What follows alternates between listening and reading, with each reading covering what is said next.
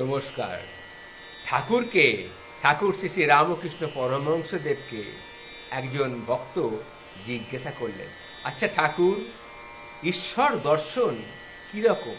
তিনি কি সাকার নাকি নিরাকার? তখন ঠাকুর তাকে বলছেন, মহাশয়, ঈশ্বরকে আপনারা দেখেছেন, যদি দেখে থাকেন ভালো, আর যদি না থেকে থাকেন তাও ভালো। কারণ তিনি দুরকম। হ্যাঁ, তাকে দেখা যায়, সাকার রূপেও দেখা যায়, আবার অরূপও দেখা যায়। তা তুমি সেটা কেমন করে বুঝবে? কেমন করে বুঝবে? তখনই বুঝবে কখন না, তার জন্য তুমি যদি ব্যাকুল হয়ে কাঁদতে পারো। লোকে ছেলের জন্যে, স্ত্রীর জন্যে, টাকার জন্যে ঘটি ঘটি কাঁদে, কিন্তু ওই ঈশ্বরের জন্যে কি আর কাঁদে বলো দেখিনি? ওই ঈশ্বরের জন্যে কে আর কাঁদে? যতক্ষণ ছেলে চুষি নিয়ে ভুলে থাকে, মা রান্না বান্না সব কাজ সেই সময় করে ফেলে, কিন্তু যখন সেই ছেলের আর চুষি ভালো লাগেনি, সে তখন ছুঁড়ে ফেলে দেয়, নিয়ে চুষি ফেলে দিয়ে সে চিৎকার করে কাঁদতে আরম্ভ করে। তখন মা ভাতের হাঁড়ি নাবিয়ে দুধদার করে এসে ছেলেকে কোলে তুলে নেয়, ছেলেকে কোলে তুলে নেয়। এটাই হলো গিয়ে আসল কথা। তখন এক ভক্ত জানতে চাইলেন, ঠাকুর, ঈশ্বরের স্বরূপ নিয়ে তো নানা মত, নানা কথা। কেউ বলে সাকার, কেউ বলে নিরাকার, আবার সাকারবাদীদের মধ্যে নানা রকম রূপে সন্ধান পাই, কথা শুনতে পাই। এত গন্ডগোল কেন ঠাকুর?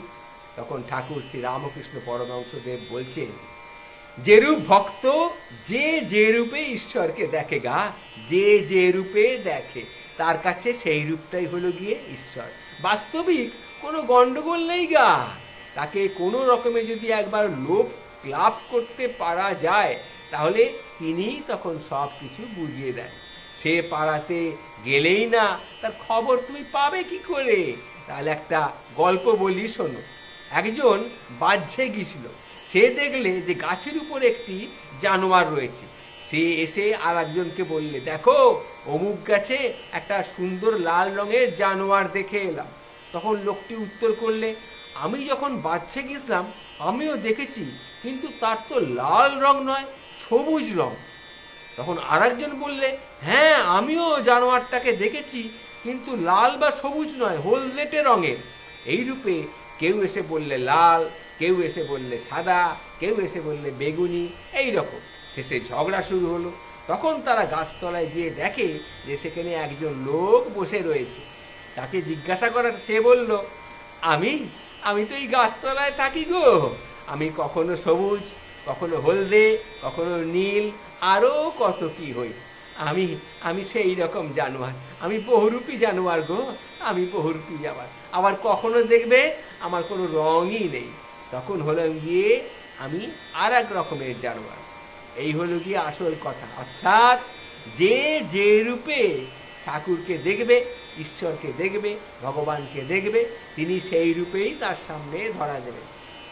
তাই বলি, তিনি কখনো সগুণ, কখনো নির্গুণ। অর্থাৎ যে ব্যক্তি সর্বদা ঈশ্বর চিন্তা করে, সেই জানতে পারে যে তার স্বরূপ কি। সেই ব্যক্তি জানে যে তিনি নানা রূপে দেখা দেন, নানা ভাবে দেখা দেন। তিনি সগুণ, আবার তিনি নির্গুণ।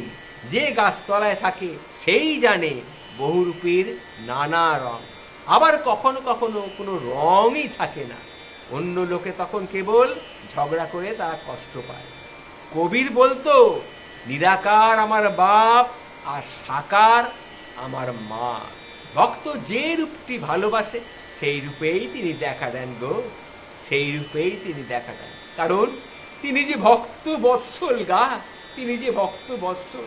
তাই তো পুরাণে আছে, বীর হনুমানের জন্যে তিনি রাম রূপ ধারণ করেছিলেন। জয় মা, জয় মা, জয় মা ভবতারিণী, জয় মা, জয় মা। এই কথা বলতে বলতে ঠাকুর আবার সমাধিস্থ হয়ে পড়লেন।